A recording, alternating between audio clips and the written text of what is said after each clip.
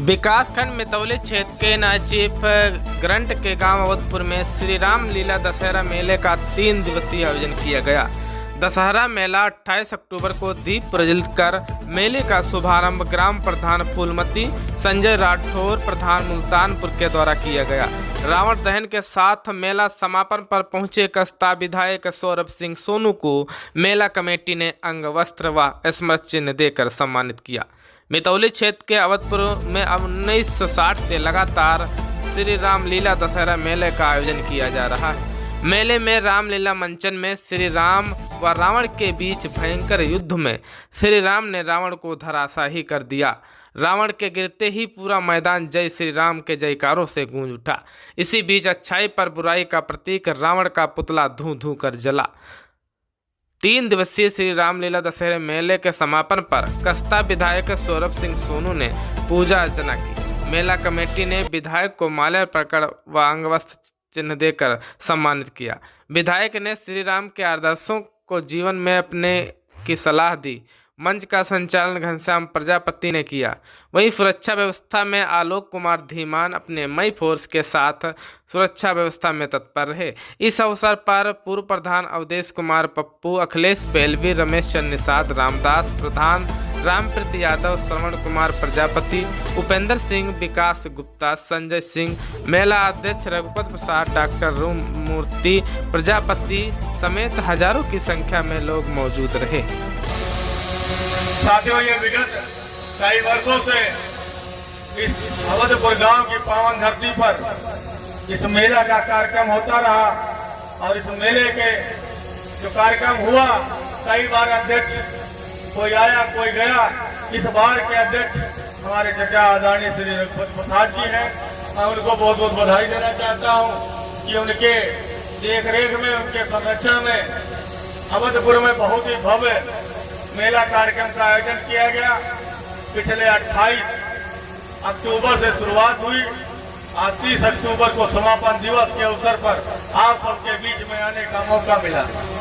साथियों, ये मेला कार्यक्रम होता है तो साथियों मेला का मतलब मिलाप, और जब मिलाप होता तो साथियों दिलों का मेला होता। उसमें हिंदू, मुस्लिम, सिख, ईसाई सब साथियों आपस में भाई भाई बनकर इस कार्यक्रम का हिस्सा बनते हैं। साथियों, जब त्योहार कोई होता है तो साथियों जात पात भेदभाव और लोगों में जो आपसी मनमुटाव होता है उन सबको भूलकर अपना एक त्योहार मनाते हैं। अभी कुछ दिन पूर्व साथियों नवरात्रि का, नव दुर्गा का, माताओं का 9 दिनों का एक बड़ा भव्य कार्यक्रम पूरे देश में नहीं विदेशों में भी बड़े हर्षोल्लास के साथ मनाया गया।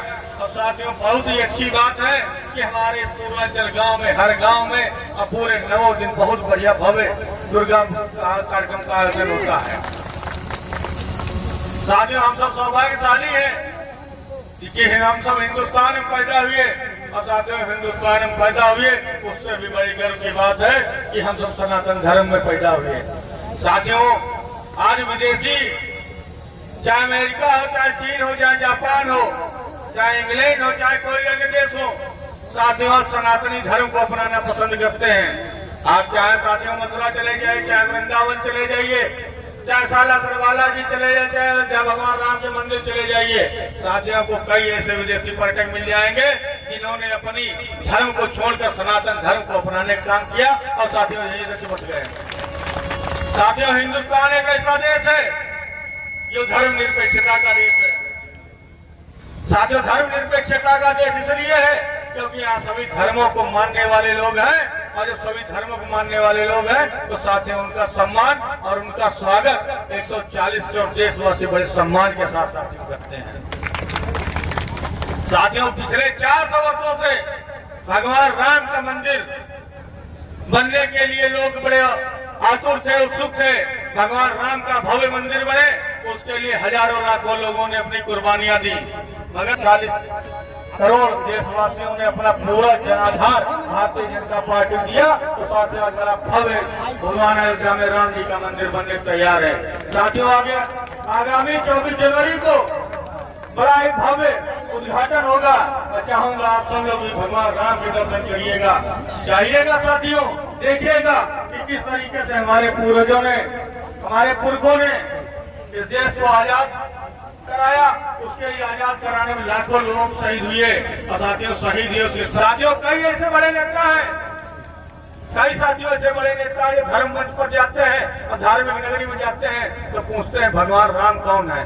जब साथियों हमारे देश के सनातनी, हमारे देश के लोग जब साथियों बताते हैं कि भगवान राम ये है, भगवान राम वो है जिन्होंने 14 वर्ष वनवास काटने के बाद अयोध्या वापस आए थे। जिस व्यक्ति को एक दिन बाद कुर्सी मिलनी हो, जिस देश का राजा उसको बनना हो, तो उसको अगले दिन पता चलता है कि मैं 14 वर्ष का वनवास के लिए जा रहा हूँ। तो साथियों देख सोचिए कि कितना सनातन में प्रेम है और कितने आज्ञाकारी बालक हुआ करते थे जिन्होंने अपने पिताजी की बात रखने के लिए अपनी कुर्सी तक को छोड़ दिया। हाँ साथियों, वही हिंदुस्तान है। इसी हिंदुस्तान में भगवान राम जन्मे, भगवान कृष्ण जन्मे, गौतम बुद्ध की नगरी कही जाती है।